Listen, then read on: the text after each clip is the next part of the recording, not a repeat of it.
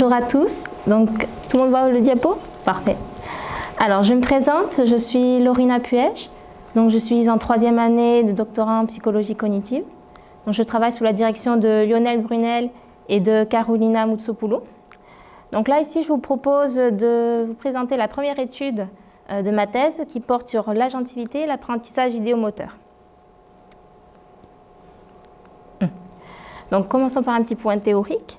Donc, l'apprentissage idéomoteur, en fait, selon la théorie idéomotrice, toute action volontaire visant à atteindre un objectif dépend de l'anticipation sensorielle de ses effets d'action. Donc, cette influence peut être étudiée expérimentalement à travers un paradigme de compatibilité réponse-effet, dont la logique est que l'effet réel perçu est continuellement comparé à l'effet prédit. Donc, la compatibilité réponse-effet n'émergera qu'avec un mappage réponse-effet compatible, car les effets qui suivent les réponses doivent les suivre de manière cohérente, afin de pouvoir servir de repère mental pour pouvoir traiter un certain schéma moteur. Donc, en conditions incompatibles, par contre, le lien entre les réponses et l'effet n'est pas renforcé, puisqu'il n'y a aucune caractéristique commune entre les deux. Le sens d'agentivité, lui, correspond au sentiment non conceptuel d'être initiateur de nos actions et responsable de leurs effets directs. Donc ici, deux types d'agentivité ont été différenciés. Donc l'agentivité situationnelle, donc issue de la comparaison entre les effets souhaités et les conséquences sensorielles réelles. Donc ici, plus la correspondance entre ces effets prédits et les conséquences réelles est importante, plus le sens d'agentivité situationnelle augmente. Dans notre cas ici, nous nous intéressons davantage à une agentivité dite dispositionnelle, qui est en fait issue de l'ensemble des expériences de contrôle que l'individu vit au quotidien. Donc, deux questions de recherche ont été développées. Dans un premier temps, un sens d'agentivité globale ou dispositionnelle élevé est-il lié à un meilleur apprentissage des contingences réponse-effet? Et enfin, une disposition à faire plus de prédictions avec un sens d'agentivité dispositionnelle élevé permettait de mieux apprendre cette compatibilité entre la réponse et l'effet. Donc, ici, plusieurs hypothèses. Donc, tout d'abord, dans cette étude, nous avons testé l'apprentissage idéomoteur par le biais d'un paradigme de compatibilité réponse-effet un peu particulier. Il s'intitule The Serial Reaction Time Task. Donc, en fait, la procédure générale de ce paradigme est basée sur la présentation répétée d'une séquence d'essais dans un ordre fixe, puis par une alternance avec un bloc d'essais aléatoire ou déviant. Donc ici, le principe, c'est que les participants apprennent à détecter les régularités de la séquence, à transférer cette règle pour l'appliquer au bloc d'essais suivant.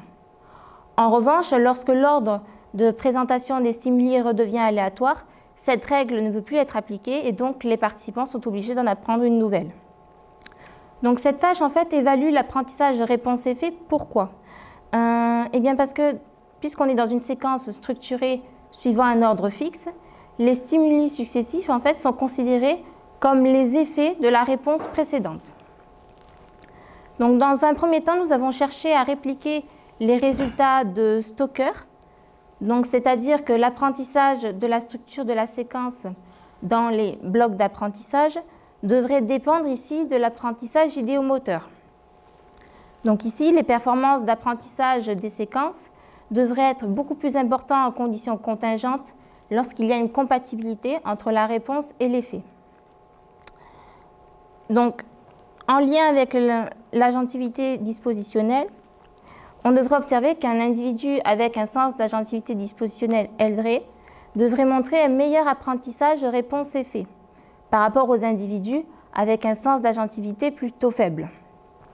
Et donc, par conséquence, ces participants avec ce sens d'agentivité élevé devraient mieux apprendre les séquences et donc être beaucoup plus performants au niveau des temps de réaction dans les blocs d'apprentissage. Enfin, si le sens d'agentivité est indexé sur les capacités sensorimotrices de l'individu, alors on pourrait supposer que la manipulation de ces mêmes capacités pourrait influencer l'individu par rapport à son expérience en tant qu'agent. D'accord?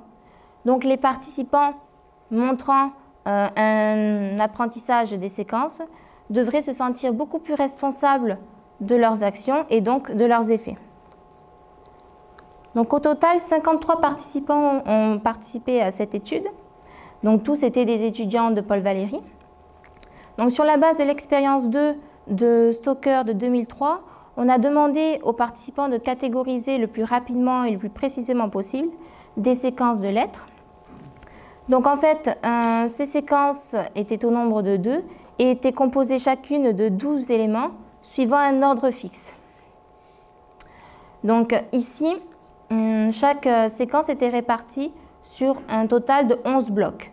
Donc par exemple, la séquence 1 était présentée pour les blocs 1, 2 et 9, et la séquence 2 au niveau des blocs 3 à 8, 10 et 11.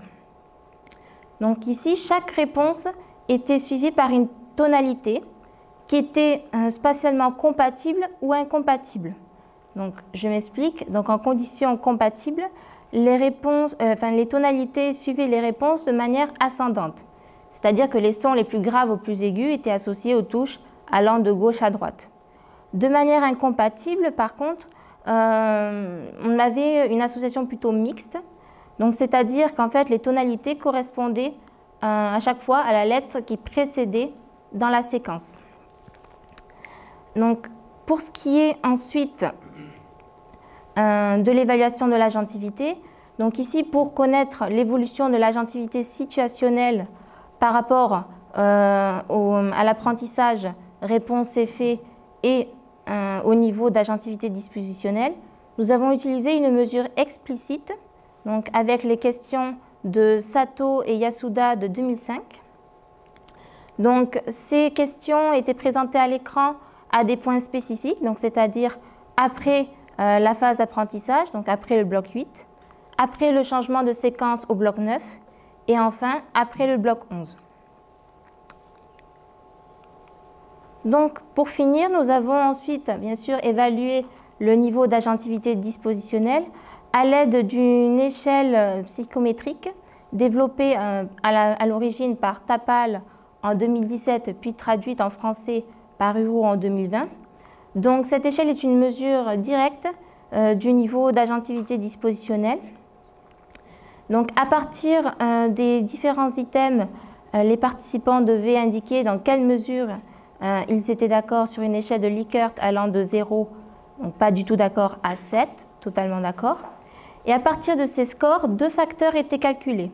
Donc on avait le sens d'agentivité positif, donc qui fait référence à un sentiment de responsabilité, d'autonomie, et le sens d'agentivité négatif, qui lui fait plutôt référence à un déterminisme fataliste. J'y reviendrai plus tard si vous avez des questions.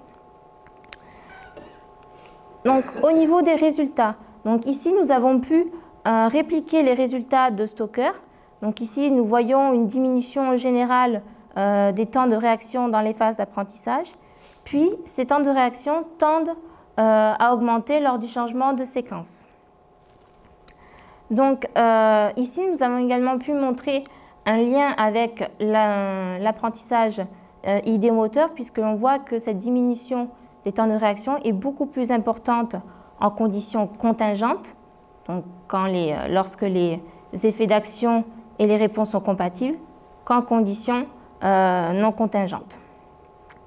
Concernant le lien avec l'agentivité dispositionnelle, donc là ici on a observé que les temps de réaction diminuaient beaucoup plus chez les individus avec un sens d'agentivité dispositionnelle élevé. On voit également que cet effet est d'autant plus important en conditions contingentes qu'en conditions non contingentes, mais uniquement chez les participants toujours qui ont un sens d'agentivité élevé. Donc on voit ici que l'apprentissage des séquences dépend bien de l'apprentissage de la compatibilité réponse-effet et que ces 2 apprentissages sont renforcés par un sens d'agentivité dispositionnelle élevé.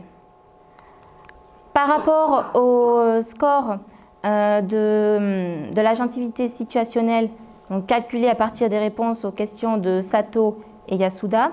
Donc là, ici, on a pu observer que plus les participants avaient de meilleures performances au niveau de l'apprentissage des séquences, plus ce score était important.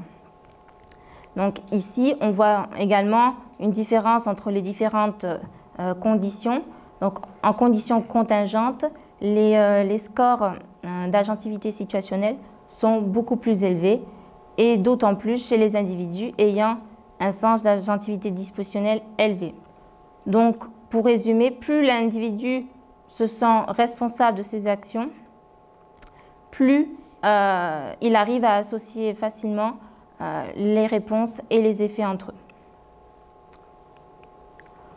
Donc, petite conclusion rapide. Donc, on voit ici que l'anticipation des effets d'action permet ici de faciliter la représentation mentale des séquences, ce qui bien sûr facilite leur apprentissage.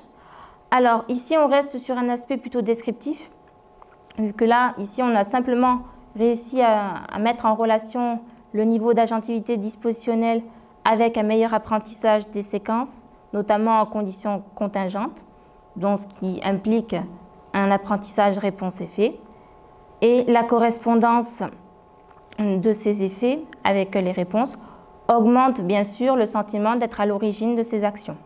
Donc le sentiment d'agentivité situationnelle est également renforcé par un fort sentiment de contrôle général sur nos actions. Voilà, merci beaucoup.